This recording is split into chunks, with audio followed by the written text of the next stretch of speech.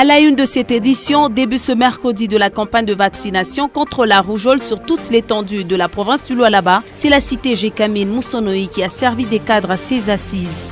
Vous suivrez également de transformateurs sont tombés en panne, plongeant ainsi 2 quartiers dans le noir. Les habitants de ce coin peinent à couler leurs marchandises par manque de cette denrée. Le plaisir est pour moi de vous présenter ce journal, mesdames et messieurs, bienvenue. Tout d'abord, pour lutter contre la rougeole dans la province du Lualaba, la campagne de vaccination contre la rougeole a été lancée ce mercredi 11 décembre 2019 par le ministre provincial de la Santé, Jules Kabouit, à la cité Gécamine Moussonoï. Au foyer social, plusieurs parents ont répondu favorablement à cette cérémonie.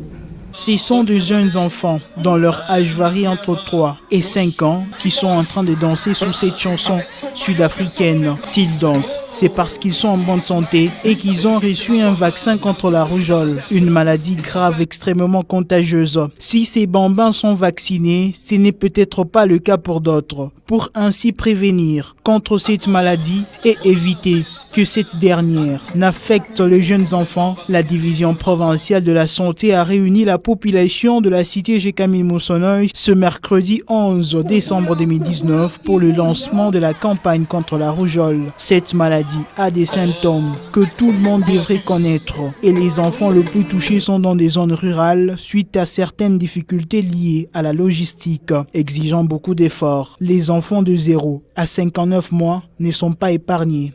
Les efforts qui ont été fournis sont énormes, mais beaucoup reste à faire pour atteindre les enfants cibles de la province, estimés à 419 139 enfants âgés de 6 à 59 mois au cours de cette campagne de suivi contre la rougeole.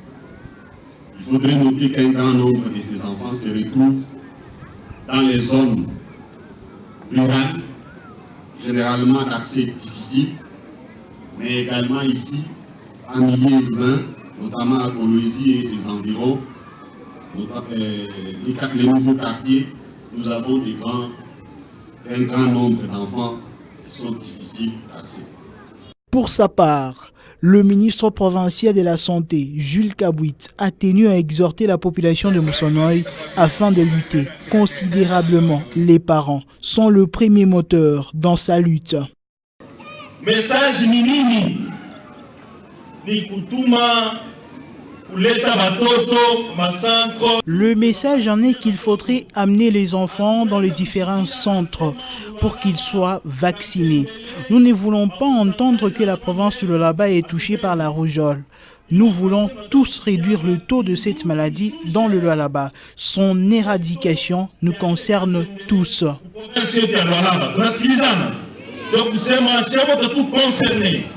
La campagne ainsi lancée, les premiers enfants reçoivent leur vaccin et certains parents se pressent d'amener le bébé car ils ont compris que cette maladie peut ôter la vie à un jeune enfant. Par ailleurs, le monde enregistre plus de 1 million de morts chaque année chez les enfants de moins de 5 ans. En 2018, la République démocratique du Congo a enregistré plus de 67 000 cas de rougeole et 375 décès. La province de Lualaba, quant à elle, n'a pas été épargnée avec 6500 cas, dont 118 décès.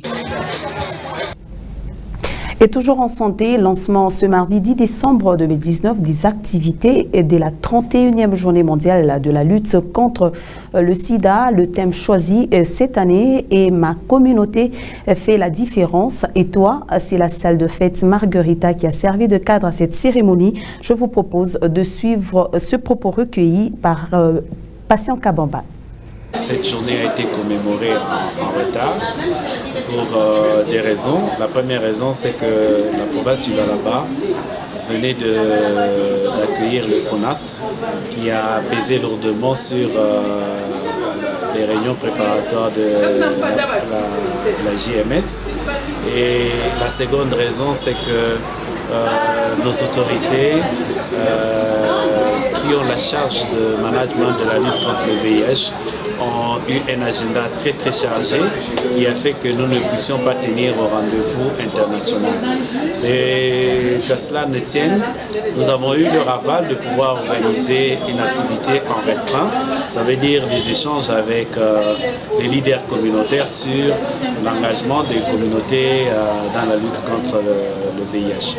Actuellement, la lutte contre le VIH est essentiellement nécessité l'implication des leaders communautaires, d'où le thème que nous avons qui a été retenu sur le plan international cette année. Et c'était une interpellation pour dire comment est-ce que ces leaders peuvent amener leur communauté à intervenir dans la lutte contre le VIH. Vous avez, à travers l'organisation du FONAST, remarqué comment est-ce que nos autorités ont été très impliquées du début à la fin. C'est de cette manière que nous voulons que ce dynamisme, ce vent, puisse saisir nos leaders communautaires pour que les efforts soient conjugués autour de l'autorité provinciale pour la lutte contre le VIH-Sida.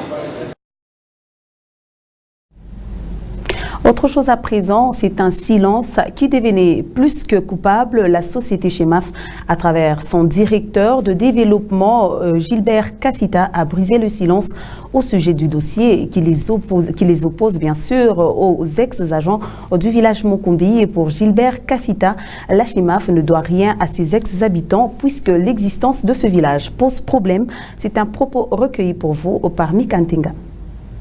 Mukumbi, c'est le nom d'un individu, un ex-agent de la société Anvil Mining qui travaillait à la sécurité. Anvil Mining a existé de quelle année à quelle année? Anvil Mining a existé de 2008 à 2012, si je ne m'abuse pas. Ces gens-là étaient des crézers qui volaient les produits miniers dans la rivière Nkulumaziba. Ils s'étaient installés en camping à l'endroit où nous construisons l'usine. Même la Chemaf en achetait quelquefois le produit à ces gens-là. Alors, de 2015 à 2016, les comptoirs de Chemaf avaient été fermés. D'où, comme les crézers ne vivent qu'au quotidien, ils s'étaient dispersés, ils sont partis. En 2017, nous avons acquis le projet Mutoshi. Nous avons commencé à construire. Avant de construire, nous avons délocalisé ceux-là qui avaient des champs là-bas. Pour la plupart des cas, ce sont des gens qui prient dans l'église Tabernacle. Nous avons payé plus de 2 millions de dollars à ces gens-là. Ils sont partis. Dans quelle année? En 2017. Ok. Ils sont tous partis. J'ai des preuves dans mon bureau. Si vous voulez avoir des preuves, je peux vous en fournir. Nous avons fait ce travail avec l'Agrippel et le ministère de l'Agriculture de la province du Lualaba, de l'ex-gouvernement de notre bien cher gouverneur Mouyej. Nous avons délocalisé ces gens-là. Quand ces gens-là qui avaient occupé là-bas les crézers ont appris qu'on délocalisait là-bas, ils se sont concertés, ils ont dit non, Chemaf paye même les petites choses, ils payent. Allons à Chemaf, on va aussi le payer, puisque nous avions occupé cet endroit-là. C'est comme ça qu'est née cette situation-là. À dire qu'il y a un village qui s'appelle Mukumbi, non. Comment voulez-vous que le village et les noms du village viennent après l'existence du village? Puisqu'ils disent que le village existe depuis 2001. Mais Mukumbi a fonctionné de 2008 à 2012. Comment voulez-vous faire cette nuance-là? Même si on dit que l'essence précède la matière, nul ne peut se faire justice soi-même. La Chemaf, c'est une citoyenne congolaise qui paie ses taxes et qui opère en République démocratique du Congo. Comme l'État congolais est là, l'État va s'en occuper. S'il y a un seul qui va vous dire qu'il est ressortissant de Bokumbi, on est ressortissant de quelque part et ça apparaît à sa carte d'électeur. Ça, vous le savez. Oui, nous soupçonnons qu'il y a une main noire derrière ces gens-là, puisque ça fait 4 jours, ils sont ravitaillés en vivres, en eau potable, ils prennent du thé, ils prennent du café, ça vient de l'extérieur. C'est cette main noire-là que l'État congolais doit aider à dénicher et la couper. On trouve une solution à l'amiable quand il y a problème. Quand il y a problème, on trouve une solution à l'amiable.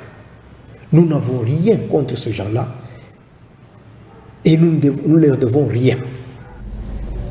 Et c'est donc une affaire à suivre. Une partie du quartier latin est plongée dans le noir il y a de cela quelques jours suite aux 2 transformateurs qui sont tombés en panne. Par ailleurs, toutes les activités tournent au ralenti.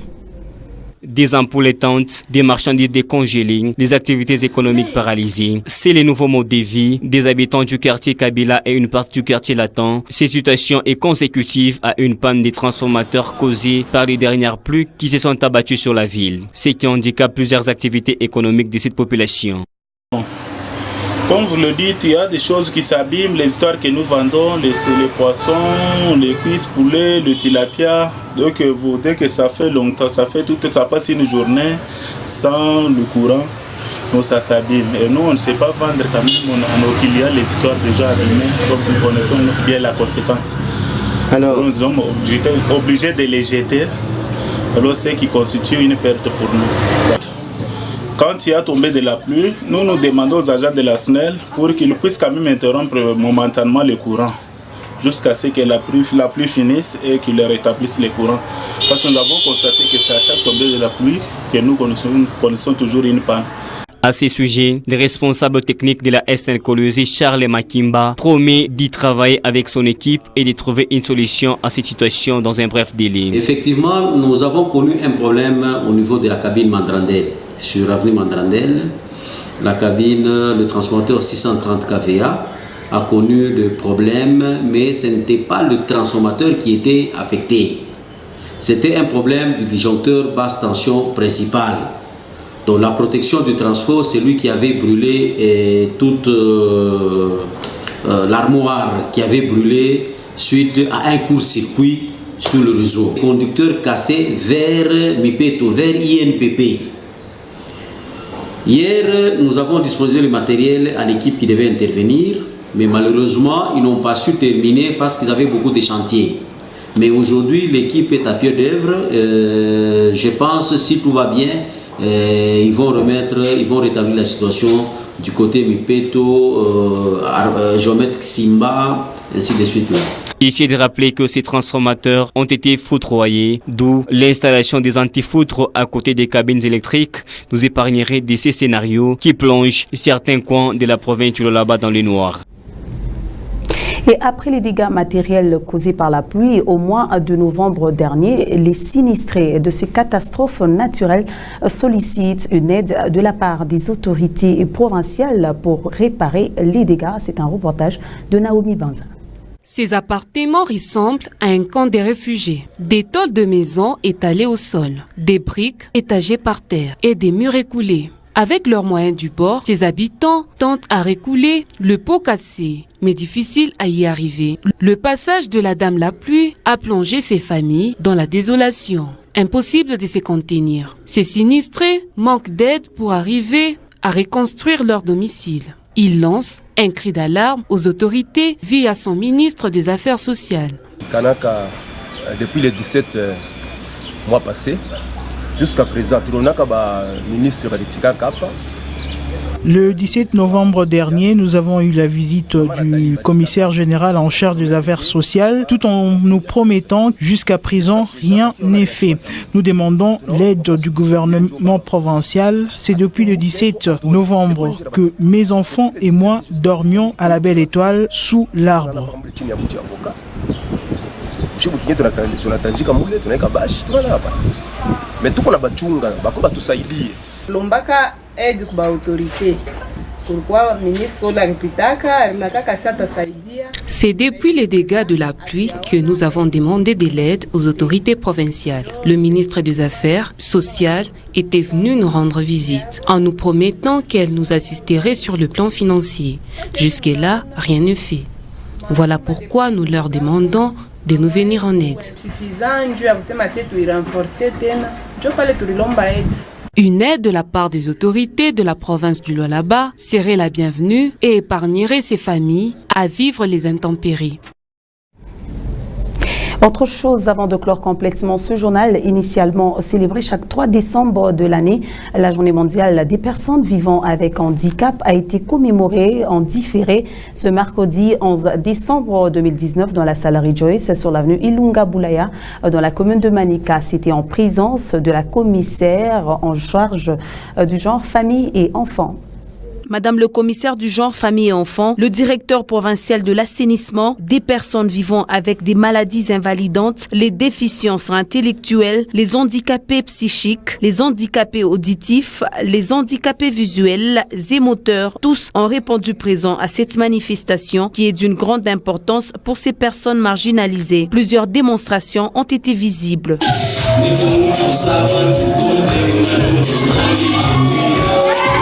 Quand tu pars, je voudrais danser. Mais hélas, mes pauvres jambes mortes refusent de porter mon corps qui danse.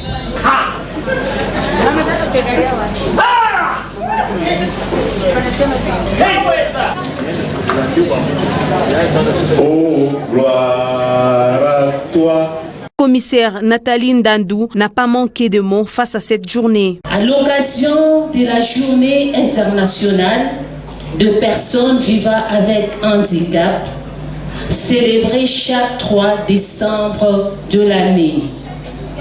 Certes, cette journée vise à promouvoir le droit et le bien-être de personnes handicapées dans toutes les sphères de la société et du développement et accroître la sensibilisation à leur situation particulière dans tous les aspects de la vie politique, sociale, économique et culturelle. Satisfaits par cette organisation, mais quelque chose ronge leur cœur. Ces participants n'ont pas gardé leur langue en poche, ils se sont exprimés. Sinon, mes impressions sont bonnes. Désolé que ce qui a été dit par nos membres n'a pas été entendu par le premier citoyen de la province. Ils ont émis le vœu de le voir aujourd'hui. 4 ans d'Iran. Ils voulaient le voir, manifester avec eux aujourd'hui dans cette salle. Vous avez vu avec nous ensemble que la maman, le commissaire, est délaissée dans cette activité. Elle est seule, peut-être accompagnée d'un directeur. C'est triste. Si on doit se mobiliser pour l'arbre, que dire de la personne qui respire l'air qui vient de l'arbre? En tout cas, nous sommes inquiets, on n'en peut rien. C'est ça l'handicap en Afrique.